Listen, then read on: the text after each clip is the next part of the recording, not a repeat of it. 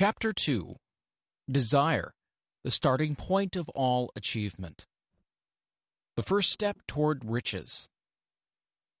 When Edwin C. Barnes climbed down in Orange, New Jersey, more than 30 years ago, he may have resembled a tramp, but his thoughts were those of a king.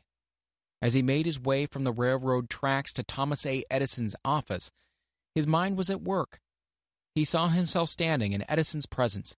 He heard himself asking Mr. Edison for an opportunity to carry out that one consuming obsession of his life, a burning desire to become the business associate of the great inventor. Barnes' desire was not a hope. It was not a wish. It was a keen, pulsating desire which transcended everything else. It was definite. The desire was not new when he approached Edison. It had been Barnes' dominating desire for a long time. In the beginning, when the desire first appeared in his mind, it may have been, or probably was, only a wish, but it was no mere wish when he appeared before Edison with it. A few years later, Edwin C. Barnes again stood before Edison in the same office where he first met the inventor. This time his desire had been translated into a reality. He was in business with Edison. The dominating dream of his life had become a reality. Today, people who know Barnes envy him because of the break life yielded him. They see him in the days of his triumph without taking the trouble to investigate the cause of his success. Barnes succeeded because he chose a definite goal, placed all his energy, all his willpower, all his effort, everything back of that goal. He did not become the partner of Edison the day he arrived. He was content to start in the most menial work, as long as it provided an opportunity to take even one step towards his cherished goal. 5 years passed before the chance he had been seeking made its appearance. During all those years, not one ray of hope, not one promise of attainment of his desire had been held out to him. To everyone except himself, he appeared just another cog in the Edison business wheel. But in his own mind, he was the partner of Edison every minute of that time, from the very day he first went to work there. It is a remarkable illustration of the power of a definite desire. Barnes won his goal because he wanted to be a business associate of Mr. Edison more than he wanted anything else. He created a plan by which to attain that purpose, but he burned all bridges behind him. He stood by his desire until it became the dominating obsession of his life and finally a fact. When he went to Orange, he did not say to himself, "I'll try to induce Edison to give me a job of some sort." He said, "No, I will see Edison and put him on notice that I have come to do business with him." He did not say, I'll work for a few months, and then if I get no encouragement, I'll just quit and go get a job somewhere else. He did say, "No, I will start anywhere. I will do anything Edison tells me to do, but before I'm through, I will be his associate." He did not say, "I will keep my eyes open for another opportunity in case I fail to get what I want in the Edison organization."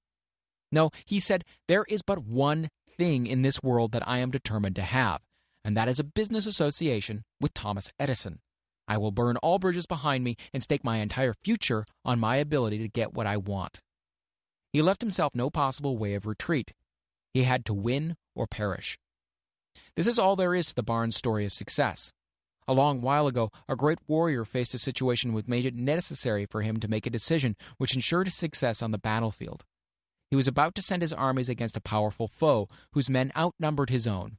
He loaded his soldiers into boats, sailed to the enemy's country, unloaded soldiers and equipment, then gave the order to burn the ships that had carried them. Addressing his men before the first battle, he said, "You see the boats going up in smoke. That means that we cannot leave these shores alive unless we win. We now have no choice. We win or we perish." They won. Every person who wins in an undertaking must be willing to burn his ships and cut all sources of retreat. Only by doing so can one be sure of maintaining that state of mind known as a burning desire to win, which is essential to success.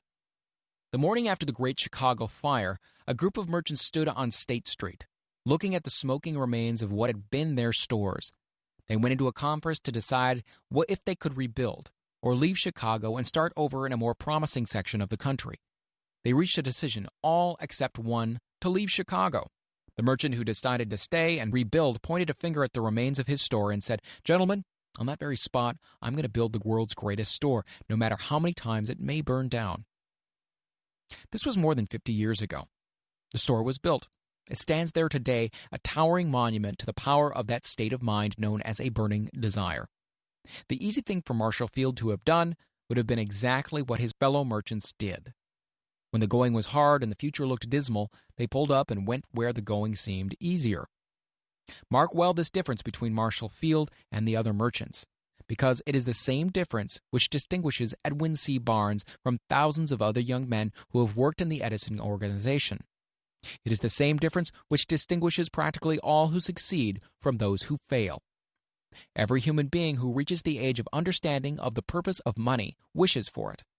Wishing will not bring riches, but desiring riches with a state of mind that becomes an obsession, then planning definite ways and means to acquire riches, and backing those plans with persistence, which does not recognize failure, will bring riches.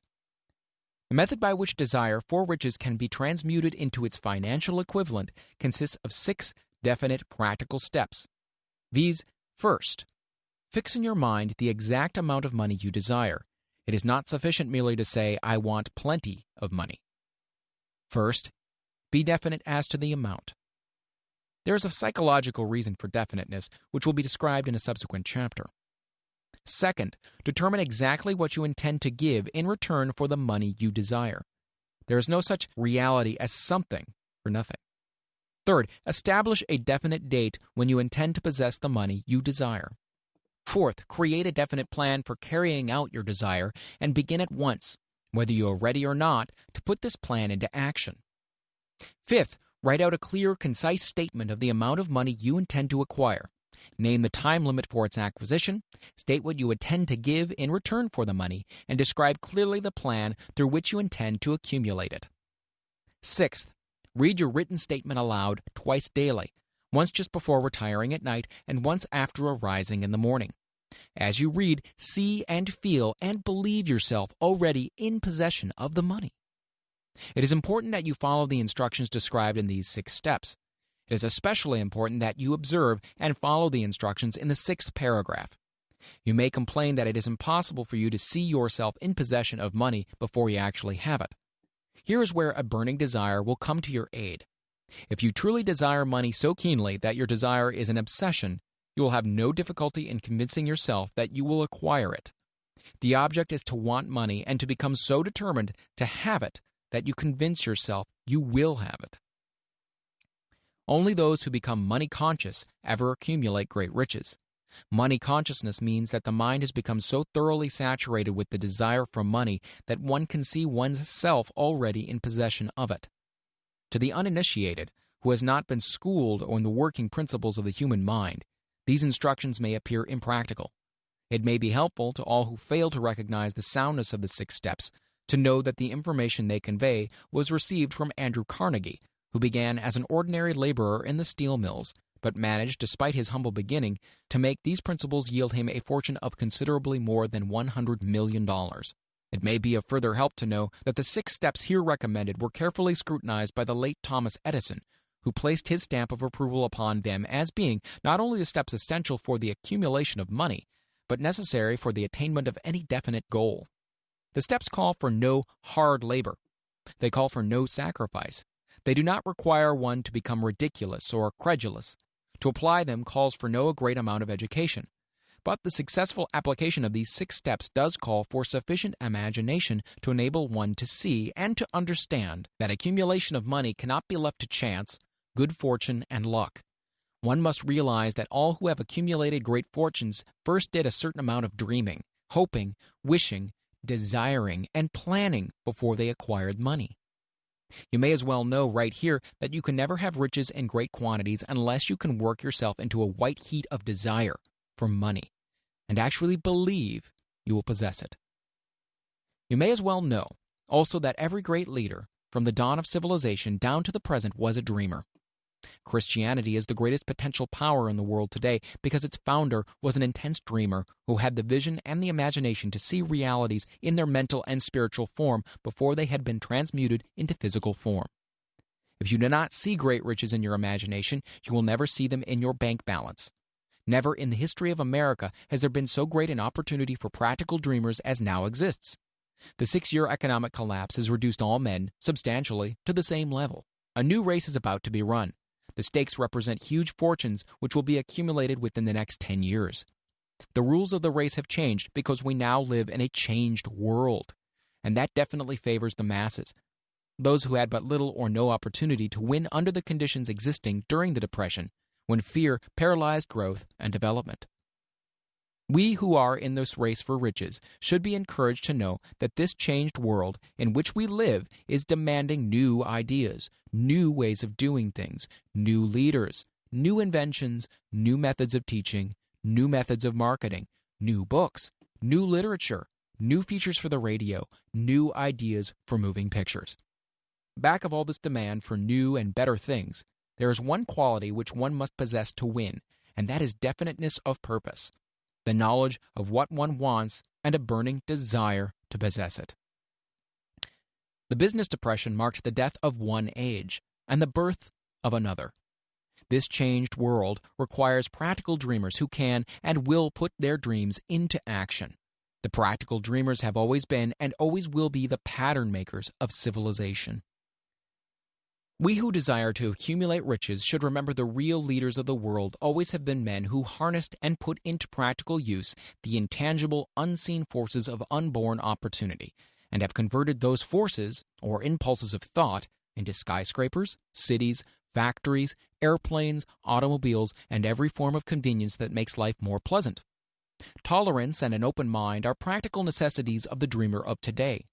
Those who are afraid of new ideas are doomed before they start. Never has there been a time more favorable to pioneers than the present.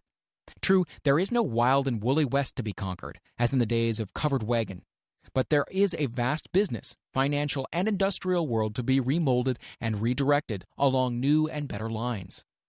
In planning to acquire your share of the riches, let no one influence you to scorn the dreamer. To win the big stakes in this changed world, you must catch the spirit of the great pioneers of the past, whose dreams have given to civilization all that it has of value, the spirit which serves as the lifeblood of your own country, your opportunities, and mine, to develop and market our talents. Let us not forget, Columbus dreamed of an unknown world, staked his life on the existence of such a world, and discovered it. Copernicus, the great astronomer, dreamed of a multiplicity of worlds and revealed them. No one denounced him as impractical after he had triumphed. Instead, the world worshipped at his shrine, thus proving once more that success requires no apologies. Failure permits no alibis. If the thing you wish to do is right, go ahead and do it. Put your dream across and never mind what they say if you meet with temporary defeat, or they perhaps do not know that every failure brings with it the seeds of an equivalent success. Henry Ford, poor and uneducated, dreamed of a horseless carriage, went to work with what tools he possessed without waiting for opportunity to favor him, and now evidence of his dream belts the entire earth. He has put more wheels into operation than any man who ever lived because he was not afraid to back his dreams. Thomas Edison dreamed of a lamp that could be operated by electricity, began where he stood to put his dream into action. Despite more than 10,000 failures, he stood by that dream until he made it a physical reality. Practical dreamers do not quit. Whelan dreamed of a chain of cigar stores, transformed his dream into action, and now the United Cigar Stores occupy the best corners in America. Lincoln dreamed of freedom for the black slaves, put his dream into action, and barely missed living to see a united North and South translate his dream into reality. The Wright brothers dreamed of a machine that would fly through the air.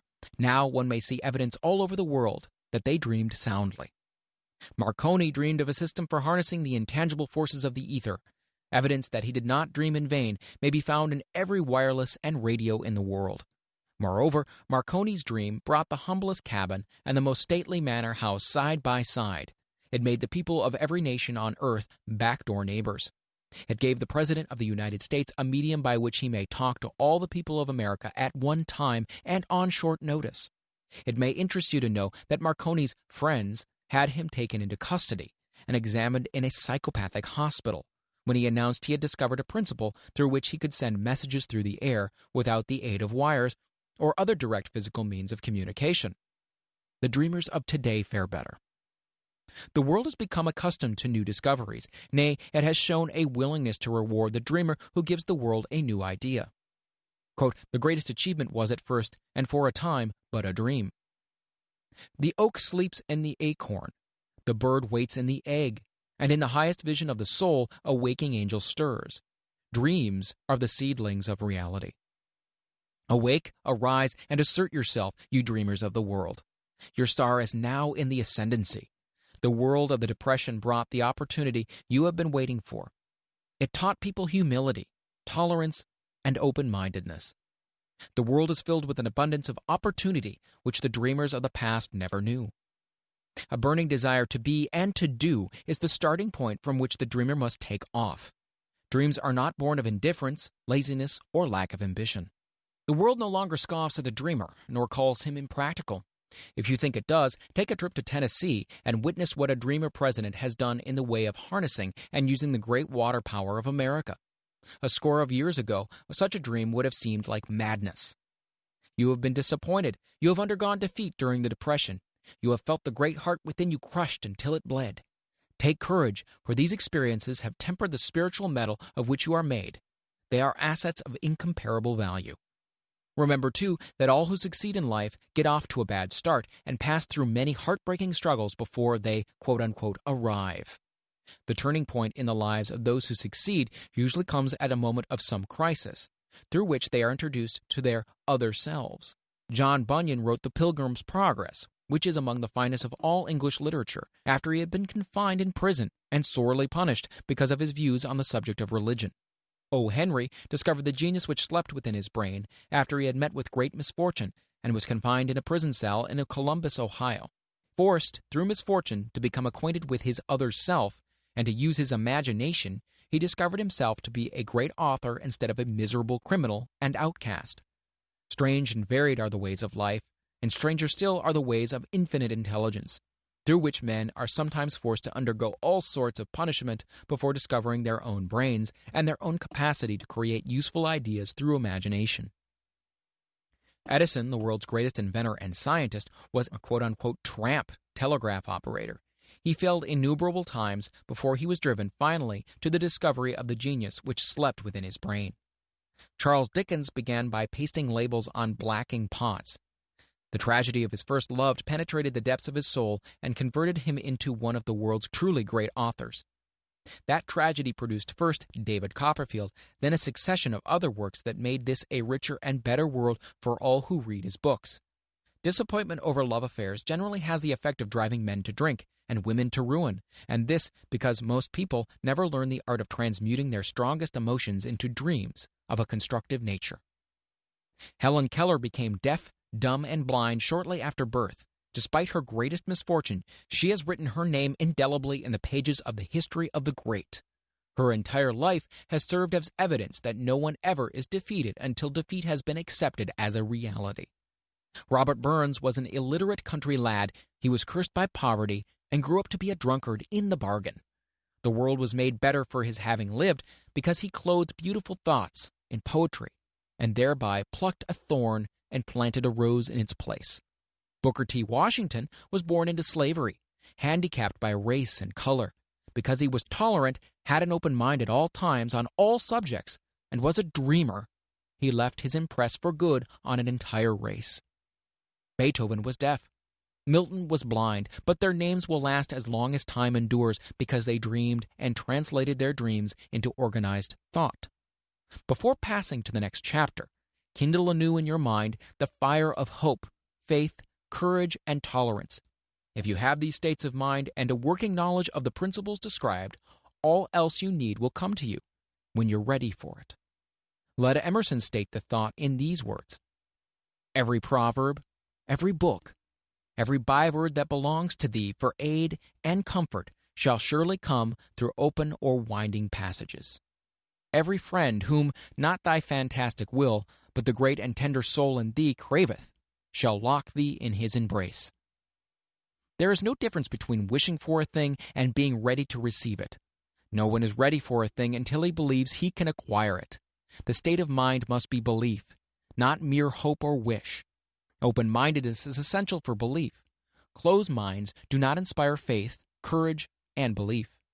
Remember, no more effort is required to aim high in life, to demand abundance and prosperity, than is required to accept misery and poverty.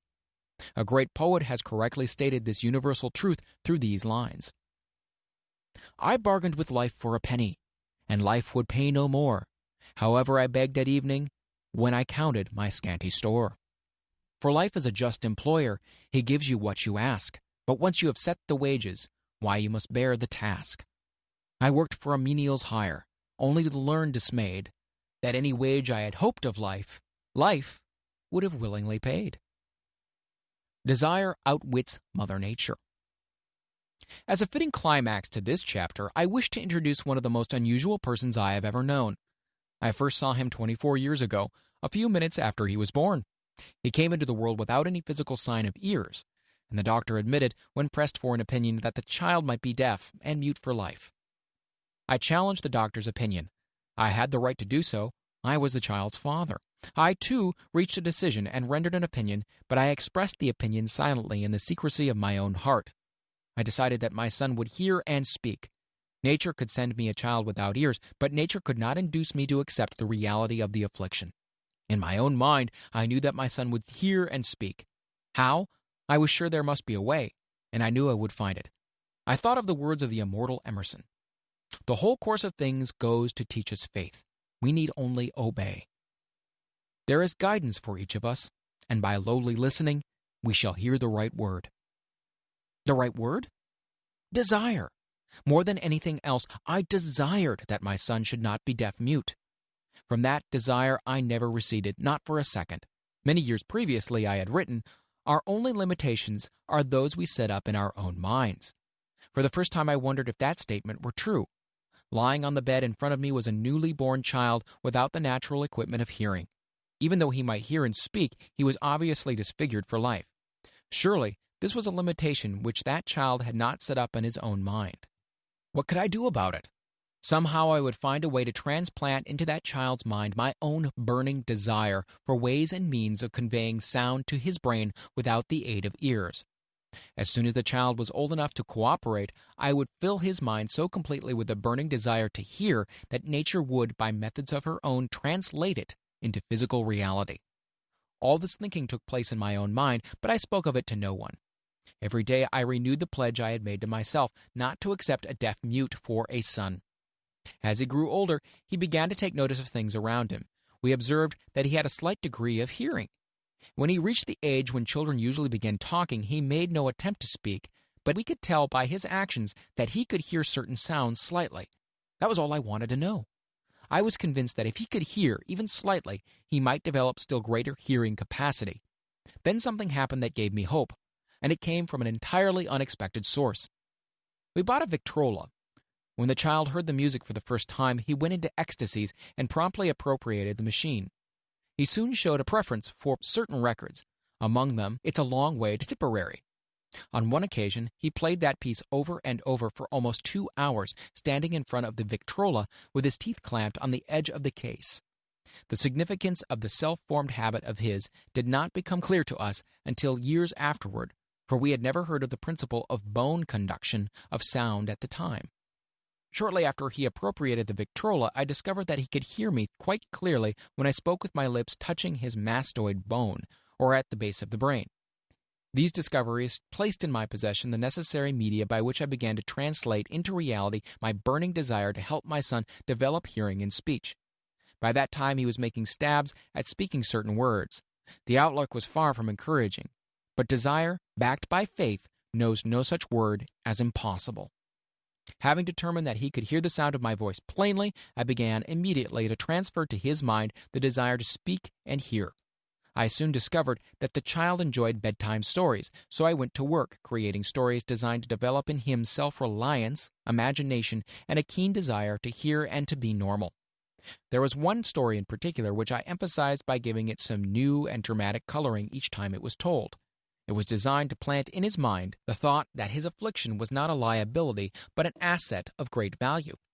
Despite the fact that all the philosophy I had examined clearly indicated that every adversity brings with it the seed of an equivalent advantage, I must confess that I had not the slightest idea how this affliction could ever become an asset.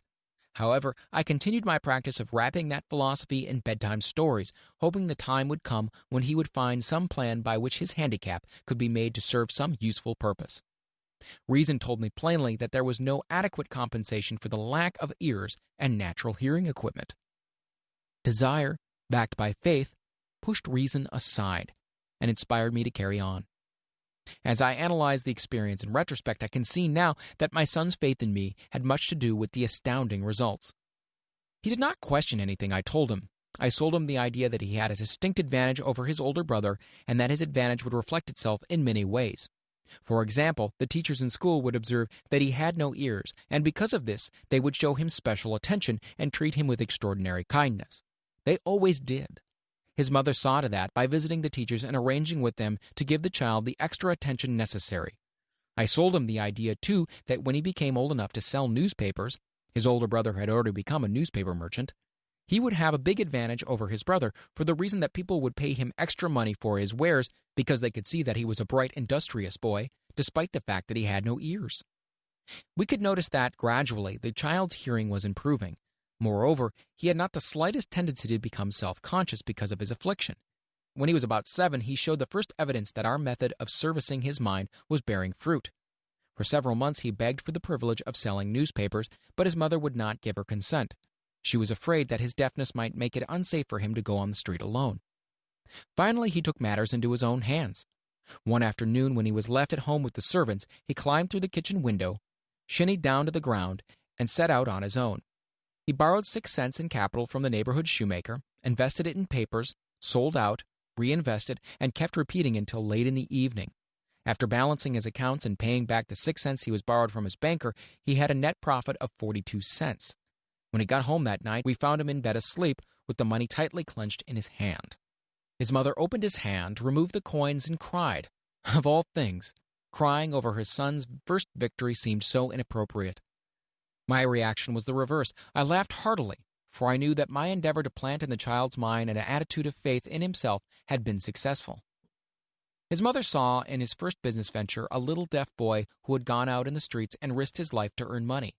I saw a brave, ambitious, self-reliant little businessman whose stock in himself had been increased 100% because he had gone into business on his own initiative and had won. The transaction pleased me because I knew he had given evidence of a trait of resourcefulness that would go with him through life. Later events proved this to be a virtue. When his older brother wanted something, he would lie down on the floor, kick his feet in the air, cry for it, and get it. When the little deaf boy wanted something, he would plan a way to earn the money, then buy it for himself. He still follows that plan. Truly, my son has taught me that handicaps can be converted into stepping stones on which one may climb towards some worthy goal, unless they are accepted as obstacles and used as alibis. The little deaf boy went through the grades, high school, and college without being able to hear his teachers, excepting when they shouted loudly at close range. He did not go to a school for the deaf. We would not permit him to learn the sign language. We were determined that he would live a normal life and associate with normal children, and we stood by that decision, although it cost us many heated debates with school officials. While he was in high school, he tried an electric hearing aid, but it was of no value to him, due, we believed, to a condition that was disclosed when the child was 6 by Dr. J. Gordon Wilson of Chicago, when he operated on one side of the boy's head and discovered that there was no sign of natural hearing equipment. During his last week in college, 18 years after the operation, something happened which marked the most important turning point in his life. Through what seemed to be mere chance, he came into possession of another electrical hearing device, which was sent to him on a trial. He was slow about testing it, due to his disappointment with a similar device.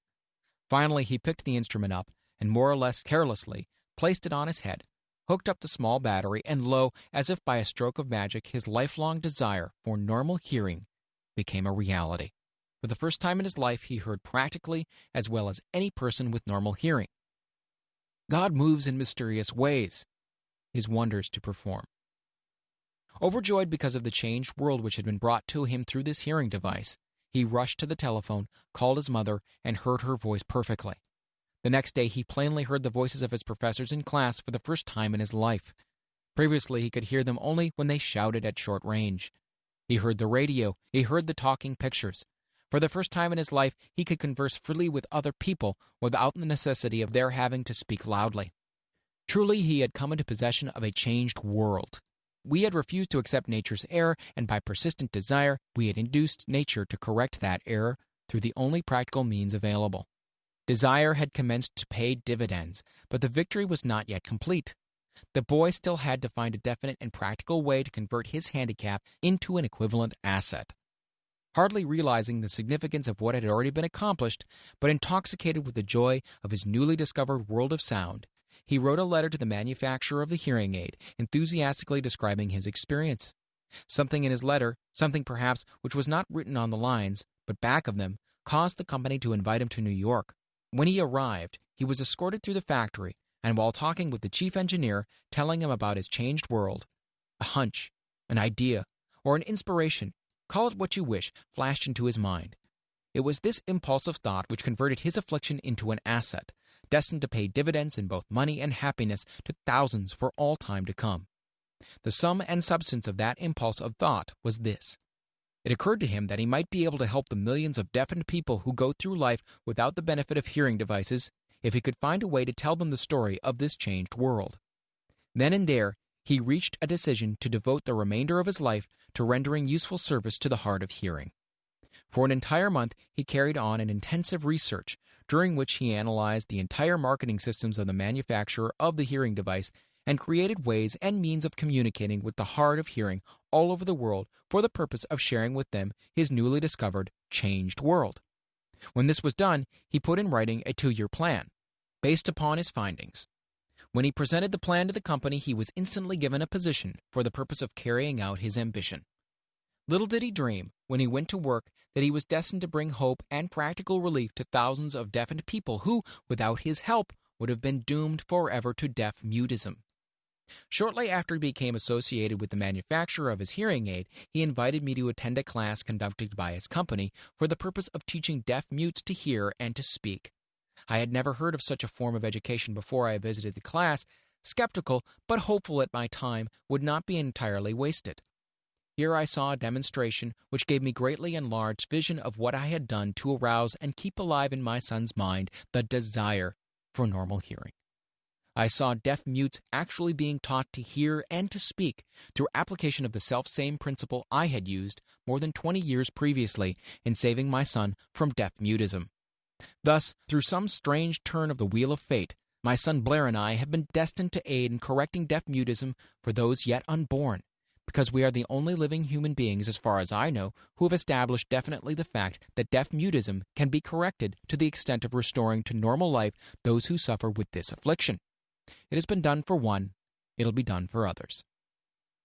There is no doubt in my mind that Blair would have been a deaf-mute all his life if his mother and I had not managed to shape his mind as we did.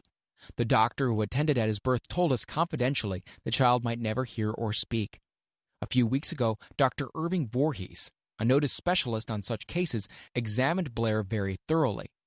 He was astounded when he learned how well my son now hears and speaks, and said his examination indicated that theoretically the boy should not be able to hear at all. But the lad does hear, despite the fact that X-ray pictures show there is no opening in the skull whatsoever from where his ears should be to the brain. When I planted in his mind the desire to hear and talk and live as a normal person, there went with the impulse some strange influence which caused nature to become a bridge builder and span the gulf of silence between his brain and the outer world by some means which the keenest medical specialists have not been able to interpret. It would be sacrilege for me to even conjecture as to how nature performed this miracle. It would be unforgivable if I neglected to tell the world as much as I know of the humble part I assumed in the strange experience. It is my duty and a privilege to say I believe, and not without reason, that nothing is impossible to the person who backs desire with enduring faith. Verily, a burning desire has devious ways of transmuting itself into its physical equivalent. Blair desired normal hearing. Now he has it. He was born with a handicap which might easily have sent one with less defined desire to a street with a bundle of pencils and a tin cup. That handicap now promises to serve as the medium by which he will render useful service to many millions of hard of hearing, also to give him useful employment at adequate financial compensation for the remainder of his life. The little white lies I planted in his mind when he was a child by leading him to believe his affliction would become a great asset which he could capitalize has justified itself. Verily, there is nothing, right or wrong, which belief plus burning desire cannot make real. These qualities are free to everyone, In all my experience in dealing with men and women who had personal problems, I never handled a single case which more definitely demonstrates the power of desire. Authors sometimes make the mistake of writing of subjects of which they have not but superficial or very elementary knowledge. It has been my good fortune to have had the privilege of testing the soundness of the power of desire through the affliction of my own son.